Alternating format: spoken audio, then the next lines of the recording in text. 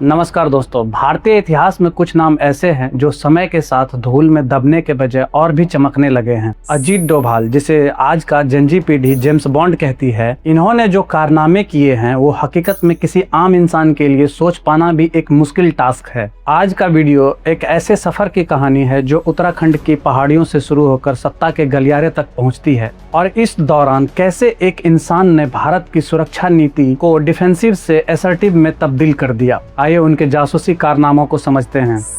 अजीत डोभाल जी का जन्म 20 जनवरी 1945 ईस्वी को उत्तराखंड के पौड़ी गढ़वाल जिले में हुआ था। उस समय भारत ब्रिटिश राज्य के अधीन था और उत्तराखंड का यह क्षेत्र वीरता और अपनी सैन्य परंपराओं के लिए जाना जाता था। डोभाल साहब एक गढ़वाली ब्राह्मण परिवार से ताल्लुक रखते थे, जहां अनुशासन और देशभक्ति केवल शब्द नहीं बल्कि जीवन जीने का तरीका था। उनके पिता मेजर गुणानंद डोभाल, जो भारतीय सेना में एक सम्मानित अधिकारी थे, जिन्होंने बंगाल सेपर्स में लगभग 36 वर्षों तक अपनी सेवा दी थी। एक फौजी के घर में जन्म लेने के कारण अजीत डोभाल बचपन से ही वर्दी का सम्मान और देश के प्रति कर्तव्य को बहुत ही अच्छे तरीके से समझते थे। गढ़वाल की पहाड़ियों की उबड़ खाबड़ जमीन और वहां की परिस्थितियों ने उन्हें शारीरिक और मानसिक रूप से बेहद स्ट्रॉन्ग किया। इनका प्राइमरी एजुकेशन अजमेर के मिलिट्री स्कूल में हुआ। इस स्कूल को उस समय जॉर्ज रॉयल मिलिट्री स्कूल के नाम से जाना जाता था। मिलिट्री स्कूल में बिताए गए उन सालों ने अजीत डोभाल के व्यक्तित्व विकास की नींव रखी। वहां उन्हें सिर्फ किताबी ज्ञान नहीं मिला बल्कि टीम वर्क, लीडरशिप और विपरीत परिस्थितियों में धैर्य बनाए रखना की कला भी सिखाई गई। मिलिट्री स्कूल का माहौल ऐसा था जहां हर रोज नेशन फर्स्ट का पाठ पढ़ाया जाता था। उनके क्लासमेट और स्कूल टीचर्स का मानना था कि अजीत डोभाल एक वेरी शार्प माइंडेड स्टूडेंट थे, जो किसी भी समस्या को सुलझाने के लिए out of the box thinking की क्षमता रखते थे। स्कूली शिक्षा पूरा करने के बाद उन्होंने हायर एजुकेशन के लिए आगरा यूनिवर्सिटी से इकोनॉमिक्स में ग्रेजुएशन किया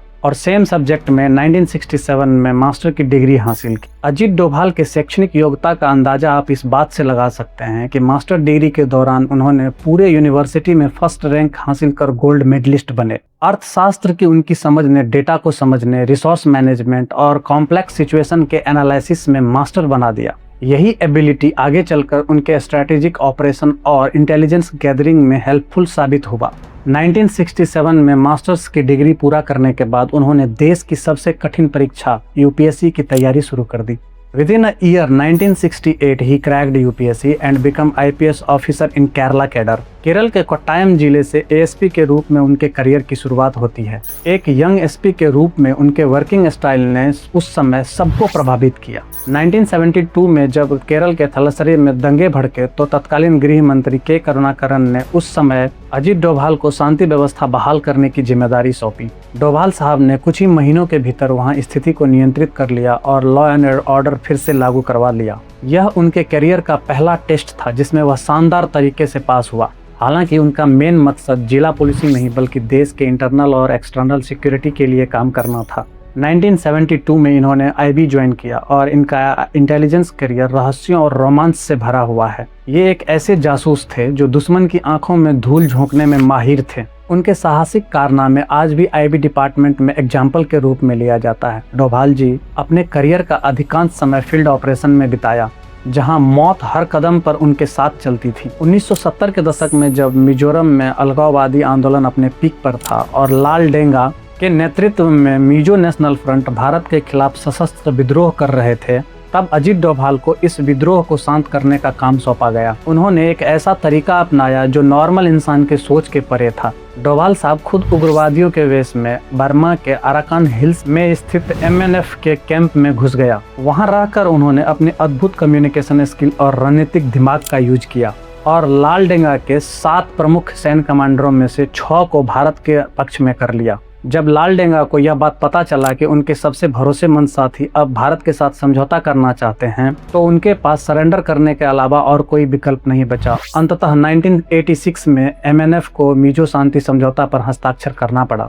जिसने दशकों से चले आ रहे उग्रवाद को समाप्त किया। लाल डेंगा ने खुद इस बात को स्वीकार किया है कि डोभाल साहब की काबिलियत की वजह से ही उन्हें झुकना पड़ा। अजीत डोभाल साहब के जीवन का सबसे फेमस और रोंगटा खड़े कर देने वाला किस्सा पाकिस्तान में बिताए गए वो 7 साल का समय था, जब वो एक अंडरकवर एजेंट के रूप में पाकिस्तान के लाहौर में रह रहे थे। इस दौरान वो एक पाकिस्तानी मुस्लिम के वेश में रहते थे। यहाँ वे पाकिस्तान के परमाणु कार्यक्रम के खुफिया जानकारी जुटाने के मिशन पर थे। लाहौर की गलियों में अपनी पहचान छुपा कर रहना मौत के साथ खेलने जैसा था। एक दिन डोभाल साहब जब मस्जिद से नमाज अदा करके रिटर्न आ रहे थे तो एक बुजुर्ग ने उनसे पूछ दिया, क्या तुम हिंदू हो? डोभाल साहब ने पहले तो मना कर दिया, लेकिन उस बुजुर्ग ने उन्हें एक कमरे में ले जा करके बताया कि उनके कान छिदे हुए हैं, जो भारतीय हिंदू की सभ्यता संस्कृति का अंग माना जाता है। कान छिदा होना खासकर गढ़वाली संस्कृति की निशानी है। उस बुजुर्ग ने खुद को भी मजबूरी में एक मुस्लिम बनकर रह रहा हिंदू बताया और डोभाल साहब को सलाह दी कि वह अपने कान की प्लास्टिक सर्जरी करवा ले ताकि कोई और उन्हें पहचान न सके। उन्होंने पाकिस्तान के परमाणु वैज्ञानिकों को एक्सपोज करने के लिए बार्बर के दुकान से उनके बाल के सैंपल तक इकट्ठे किए और उन्हें भारत भेजा गया ताकि लैब में उनकी टेस्टिंग कर यह पता लगाया जा सके कि परमाणु कार्यक्रम जो पाकिस्तान में चल रहा है वह अभी कहाँ तक पहुँचा है, यूरेनियम की इनरिचमेंट का पोजीशन क्या है और वह किस लेवल तक यूरेनियम को इनरिच कर लिया है। उनकी इस इंफॉर्मेशन ने भारत को पाकिस्तान के परमाणु कार्यक्रम को समझने में काफ़ी हद तक मदद किया। उसके बाद 1988 में जब पंजाब में खालिस्तानी सेपरेटिस्ट अपने पीक पर था, तब आतंकवादियों ने अमृतसर के गोल्डन टेम्पल पर कब्जा कर लिया था। स्थिति 1984 के ऑपरेशन ब्लू स्टार के जैसे न हो जाए, इसके लिए एक सटीक इंटेलिजेंस की ज़रूरत थी। अजीत डोभाल साहब को एक बार फिर मैदान में उतारा गया। वे एक रिक्शा चालक का वेश धारण कर स्वर्ण मंदिर के अंदर घुस गए और आतंकवादियों को यह विश्वास दिलाया कि वे ISI के द्वारा भेजा गया एक आतंकी है और इनकी मदद करने के लिए अंदर आया है। मंदिर के अंदर रहकर उन्होंने आतंकवादियों की संख्या, उनके पास मौजूद हथियार के प्रकार और उनका पोजीशन, ये सभी क्रिटिकल इंफॉर्मेशन सुरक्षा बलों तक पहुंचाई। उनके द्वारा दिए गए इस क्रिटिकल इंटेल के आधार पर जब ऑपरेशन ब्लैक थंडर शुरू हुआ तो सुरक्षा बलों ने बिना मंदिर को नुकसान पहुंचाए आतंकवादियों को सरेंडर करने के लिए मजबूर कर दिया। बाद में इस इंडोमिटेबल करेज के लिए उन्हें 1988 में कीर्ति चक्र से सम्मानित किया गया and he become the first police officer in history to receive this military medal. Generally, the Kirti Chakra is awarded to the soldier who display gallantry on the battlefield. अभी तक हम लोग इस वीडियो में 90 के दशक तक पहुंच चुके हैं। वीडियो काफ़ी लंबा हो जाएगा, इसलिए इसे 2 भागों में बांटकर बनाते हैं। अगला पार्ट जिसमें कि हम 2000 से लेकर के अब तक के बारे में जानेंगे, वह बहुत जल्द आने वाला है। So be with us and stay tuned. Jai Hind.